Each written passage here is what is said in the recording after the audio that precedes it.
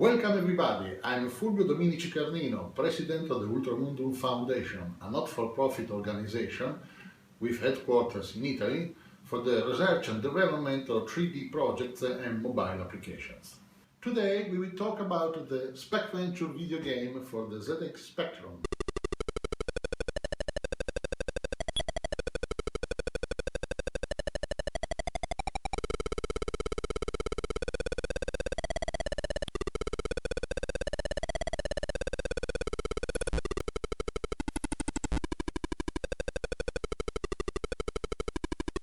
It was 1982 and Ronald Regan was dreaming about Star Wars, Margaret Thatcher was the Iron Lady, and Michael Jackson was giving a thrill to the world. In that year, this home computer, made by Sinclair Research Limited of Cambridge in Great Britain, just started selling. It was a home computer. It was an 8-bit computer with a Z80 microprocessor and 48 kilobytes of RAM memory. It was connected to a standard TV set and most of the time was used by young people like me, I was 16 at that time, to learn how to program and to create video games and to play them, obviously. The keyboard was made by rubber keys and the processing power was very limited. And as a mass memory, it used audio cassettes. This was the MP3 file at the time. You could store music on these tapes and you can also store any other kind of audio recording. For instance, modem-like sounds that were used by computers like this to store software, to save and load back the software through a standard cassette tape recorder. In 1984, the video game Specventure came out. This is the original cassette made by Mastertronic of London, and I sold to them this video game and they distributed it all over Europe, USA and Russia. It was more than 15,000 copies, a huge success for the time. I was the first Italian ever to sell a video game on the international market. Specventure was an adventure inside the Spectrum. Spectrum Adventure. And in this game you were a small robot, something like R2-D2, the one of Star Wars, because Star Wars was a very huge success in the 80s. And like this small robot, you go around the spectrum trying to recover the bytes escaped from the control of the operating system. At the end, you will go out from the speaker of the computer and get your freedom in the outside world. I programmed this entire software, this entire game on this computer by using the cassette recorder as a mass memory and connected to a TV set that was in black and white. The Spectrum was a color computer, but I was unable to get a color television, so I saw my video game in colors after 1 year. The colors were bright because I used all of them in any possible combination. The most important, the most successful video game of the time was Manic Miner.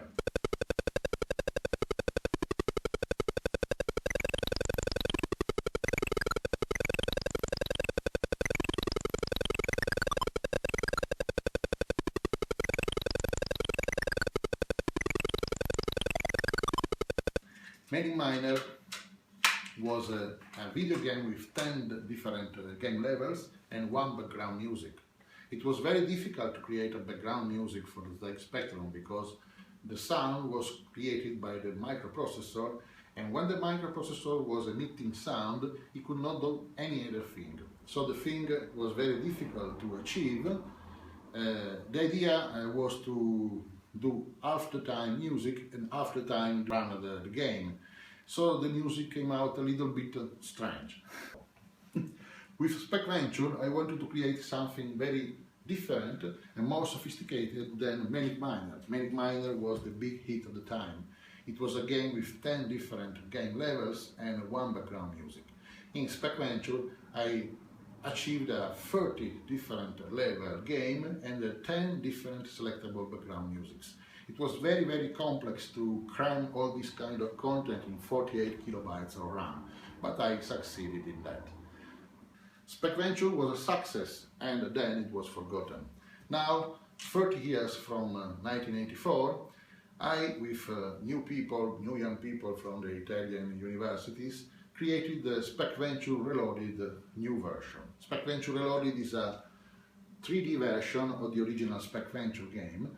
It runs on standard PCs like Windows, Linux, Mac computers, and it mimics the original game, and so we retain all the graphics of the original game, just turning them into 3D.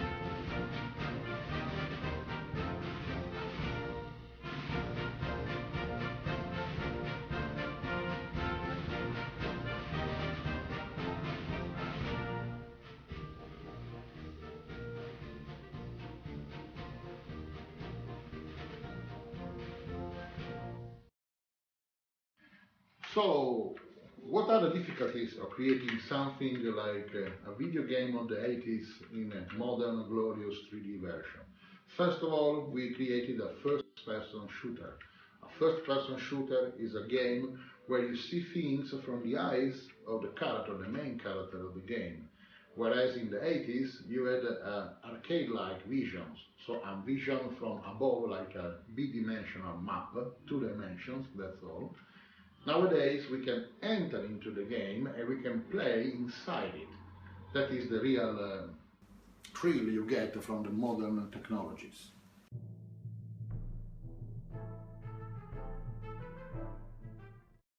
And at the start of the game, you get something that brings you back in time. You get the scrolling text in space, typical of the start of each Star Wars movies.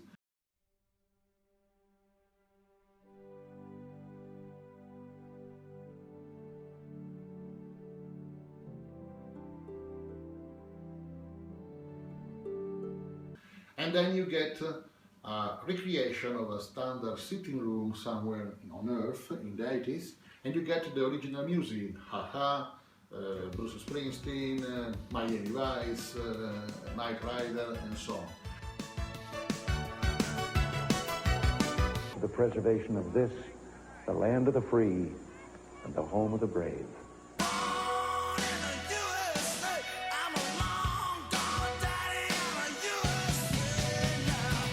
Attempts to destroy democracy by terrorism will fail.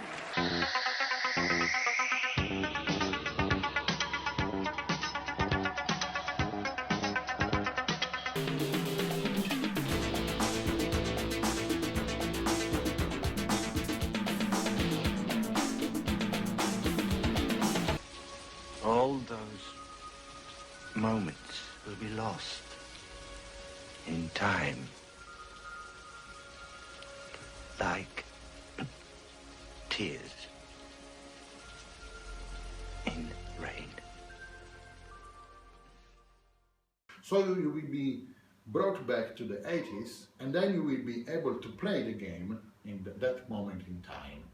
The main menu has the same shape and resolution and colors of the original Specventure one. To make it modern looking and 3D, we decided to create some kind of trick. If you don't press any button for 15 seconds, the camera starts to go deep inside the menu, and you find that the letters of the menu are the top of strange buildings in a dark city, and you start flying among those buildings in a scene very similar to some kind of Batman movie. And then you can see the credits of the game.